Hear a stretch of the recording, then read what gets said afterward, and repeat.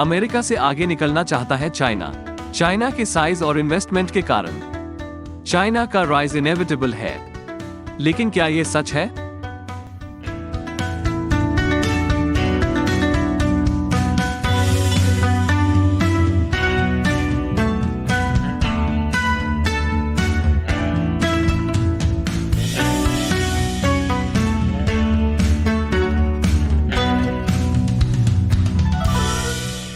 आपका स्वागत है। मैं क्रिस चैपल हूं।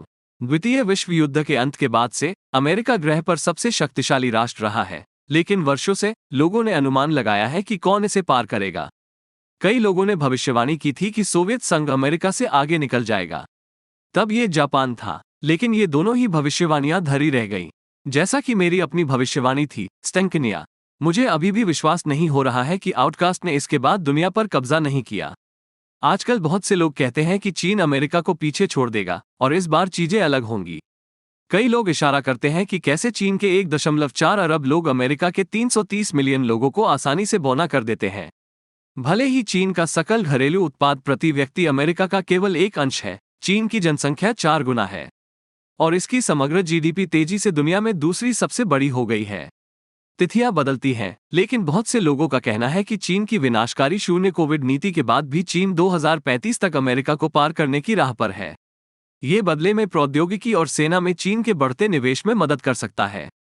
चीनी नेता शी जिनपिंग ने यह स्पष्ट कर दिया है कि वह सभी मोर्चों पर चीनी राष्ट्र का महान कायाकल्प चाहते हैं।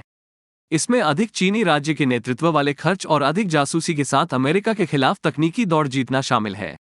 कई लोगों का अनुमान है कि अगले दशक में चीन 21वीं सदी की प्रमुख तकनीकों में अमेरिका से आगे निकल जाएगा। इसमें AI, 5G, quantum information science, semiconductors, biotechnology और ग्रीन एनर्जी जैसी चीजें शामिल हैं। हाँ, हरित ऊर्जा, क्योंकि अगर किसी को हरे होने की परवाह है तो वह देश है जो अन्य देशों के पर्यावरण को संसाधनों के लिए खनन कर रहा है और शेष विकसित दुनिया की तुलना में अधिक कार्बन का उत्पादन कर रहा है। मुझे लगता है कि वे सिर्फ खेल के प्यार के लिए प्रदूषण फैला रहे हैं। अंतरिक्ष में अमेरिका को भी पछाड़ सकता है चीन। कुछ का कहना है कि चीन अमेरिका के खिलाफ हथियारों की दौड़ भी जीत सकता है। चीन 2035 तक अपनी सेना का आधुनिकीकरण करना चाहता है और 2049 तक विश्व स्तरीय बनना है। आधुनिक और विश्व स्तरीय? ओह, तो चीन चाहता है कि उसकी सेना न्यूयॉर्क के हर रेस्तरां की तरह हो। रोटी के लिए $8? अब यह एक युद्ध अपराध है। चीन पहले ही जहाजों, मिसाइलों और वायु रक्षा की संख्या में अमेरिका को पीछे छोड़ चुका है और यह अपने गैर नियुक्त अधिकारियों का निर्माण कर रहा है। ऐसा लगता है कि चीन का उदय अवश्यंभावी है, खासकर यदि आप मानते हैं कि चीन अमेरिका की तुलना में तेजी से निर्णायक दीर्घकालिक नीतियां बना सकता है। लेकिन चीन के लिए चीजें उतनी अच्छी नहीं हैं। एक के लिए, चीन की अर्थव्यवस्था लोगों की सोच से बहुत कमजोर है। चीन हर किसी को यह विश्वास दिलाने के लिए हमेशा डेटा में बदलाव करता है कि यह वास्तव में जितना है उससे बेहतर है। ऑस्ट्रेलियाई थिंक टैंक लोवी इंस्टीट्यूट के अनुसार चीन का वास्तविक सकल घरेलू उत्पाद 2050 तक केवल 2-3% ही बढ़ सकता है, न कि 5 या इतने प्रतिशत की चीनी सरकार आपको विश्वास दिलाना चाहती है। टिंडर पर चीन हर उस आदमी की तरह है जो कहता है कि वो 6 फीट लंबा है। हम सभी जानते हैं कि आप 5 फीट 7 इंचेस के हैं, टोन। भले ही इसकी जीडीपी अमेरिका से आगे निकल जाए, चीन कभी भी आर्थिक आकार में अमेरिका से आगे नहीं निकल पाएगा। निश्चित रूप से चीन का सकल घरेलू उत्पाद आधिकारिक तौर पर नंबर 1 बन सकता है, लेकिन इसके जीवन स्तर और धन जल्द ही अमेरिका से अधिक होने के रास्ते पर नहीं है। ये श्रमिकों और निगमों दोनों से कम उत्पादकता के साथ संघर्ष करता है। जैसा कि इसका मौजूदा आवास संकट दिखाता है, चीन की निर्णायक नीतियां भी अविश्वसनीय रूप से मूर्खतापूर्ण निर्णय ले सकती हैं। सिर्फ इसलिए कि आप निर्णायक हैं, इसका मतलब यह नहीं है कि आप सही हैं। आखिरकार बहुत से लोगों ने निर्णायक रूप से यह बाल कटवा लिया। चीन की अर्थव्यवस्था भी कर्ज पर चलती है, बहुत सारा कर्ज। अगर कर्ज ने चीन को नुकसान नहीं पहुंचाया तो उसका जनसांख्यिकीय संकट होगा। चीनी कम्युनिस्ट पार्टी की अधिनायकवादी नीतियों के लिए धन्यवाद, चीन अगले 3 दशकों में 260 मिलियन से अधिक होने और देखभाल करने के लिए लाखों और बुजुर्गों को प्राप्त करने के रास्ते पर है। कुछ अनुमान कहते हैं कि अगले 15 वर्षों में चीन के कार्यबल में 15% की कमी आ सकती है। चीन एक ऐसी जगह है जहां वे उम्मीद कर रहे हैं कि रोबोट लोगों की नौकरियां ले लेंगे। हालांकि कौन जानता है कि चीन के शून्यवादी युवाओं के साथ क्या होगा, जिनमें से कई पहले ही काम छोड़ चुके हैं। इसके शून्यवादी रोबोटों का उल्लेख नहीं। अपनी तकनीक के लिए चीन अभी भी विदेशी आयात पर निर्भर करता है, खासकर अमेरिकी सॉफ्टवेयर पर। उसे पता है कि प्रतिबंधों के कारण विदेशी तकनीक तक पहुंच सीमित हो सकती है, इसलिए यह अनुसंधान और विकास पर बहुत पैसा खर्च कर रहा है।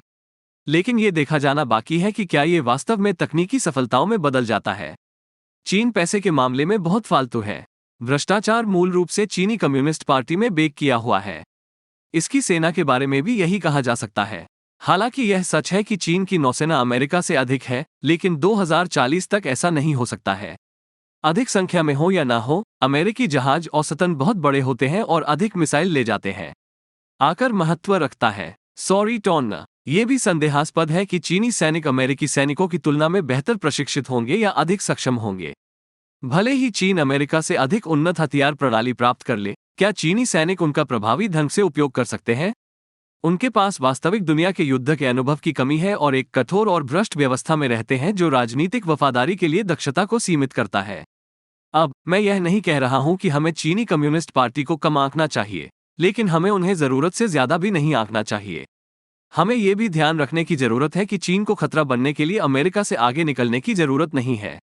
इंपीरियल जापान, उदाहरण के लिए, अधिकांश तरीकों से अमेरिका से आगे नहीं निकला और फिर भी उसने पर्ल हार्बर पर हमला किया।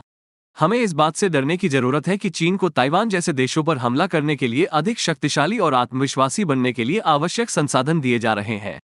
हमें मेहनती बने रहना चाहिए ताकि एक दिन सीसीपी गुमनामी में खो जाए, स्टेंकनिया की तरह। और अब मेरे सभी अद्भुत प्रशंसकों के लिए धन्यवाद के रूप में, जो क्राउड फंडिंग वेबसाइट पैट्रन या अनन्य सोशल मीडिया प्लेटफॉर्म लोकल के माध्यम से बिना सेंसर किए चीन का समर्थन करते हैं। मैं आपके एक प्रश्न का उत्तर दूंगा। लोगन पैट्रियन पर पूछते हैं, वे कौन सी शीर्ष चीजें हैं जिन्हें बाद में मुख्यधारा की स्वीकार्य कथा बनने के लिए आपको सेंसर किया गया है?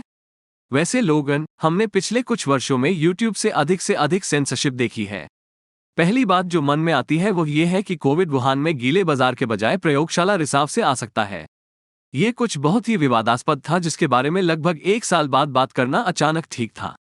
लेकिन अधिकांश सेंसरशिप का सामना हम विवादास्पद, गैर मुख्यधारा की राय के कारण नहीं करते हैं।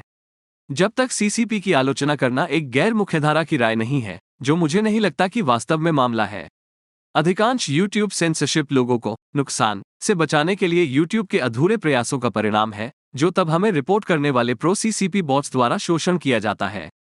उदाहरण के लिए, जब हम 2019 में हांगकांग में विरोध प्रदर्शनों की रिपोर्टिंग कर रहे थे, तो यूट्यूब बार बार विरोध फुटेज, यहां तक कि शांतिपूर्ण विरोध फुटेज दिखाने के लिए हमें विमुद्रीकृत कर देगा। जैसे हमने सचमुच माताओं का विरोध दिखाया। विमुद्रीकृत ऐतिहासिक 20 लाख लोगों के विरोध का दस्तावेजीकरण वाला वीडियो। विमुद्रीकृत नोटबंदी इतनी बुरी थी कि हमें मीडिया कवरेज भी मिली। फिर 2020 में ये कोरोना वायरस था। यूट्यूब ने वास्तव में पहली बार चीन के बिना सेंसर वाले कई वीडियो हटा दिए। और वे हमें क्यों नहीं बताएंगे? यूट्यूब ने महीनों पुराने वीडियो को हटाना शुरू कर दिया है क्योंकि वे खतरनाक थे, या इसलिए कि उन्होंने सामुदायिक दिशानिर्देशों का उल्लंघन किया। कभी कभी वे हमें बताते थे कि वीडियो को समीक्षा के लिए फ्लैग कर दिया गया था, जिसका मतलब था कि लोग यूट्यूब को इसकी रिपोर्ट कर रहे थे। मुझे आश्चर्य है कि ऐसा कौन करेगा। हमारे द्वारा इसे सोशल मीडिया पर उजागर करने के बाद हटाए गए सभी वीडियो को बाद में बहाल कर दिया गया था। यूट्यूब अब हमारे वीडियो नहीं हटा रहा है, लेकिन वे उन्हें आयु प्रतिबंधित कर रहे हैं, जिसका अर्थ है कि जो लोग यूट्यूब में साइन इन नहीं हैं, वे उन्हें नहीं देख सकते, चाहे उनकी उम्र कुछ भी हो।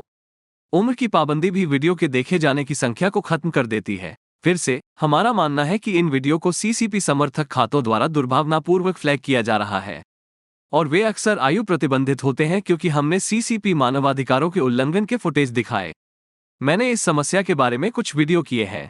इसमें यह भी शामिल है कि कैसे यूट्यूब ने हाल ही में चीन में हुए राष्ट्रव्यापी विरोध प्रदर्शनों के हमारे कवरेज को सेंसर कर दिया। आप उन्हें नीचे दिए गए लिंक में देख सकते हैं।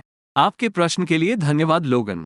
ये सब इसलिए है कि आपका और बाकी सभी का होना जो बिना सेंसर के चीन का समर्थन करता है, पैट्रियन के माध्यम से या यहाँ तक कि हमारे एपिसोड को साझा करने के माध्यम से, शो के लिए इतना महत्वपूर्ण है। पैट्रियन पर हमसे जुड़े और आपको शो में आपके सवालों के जवाब देने सहित कई अच्छे भत्ते मिलेंगे। patreon.com/China Uncensored देखें। एक बार फिर मैं क्रिस चैपल हूँ। चाइना अनसेंसर्ड देखने के लिए धन्यवाद।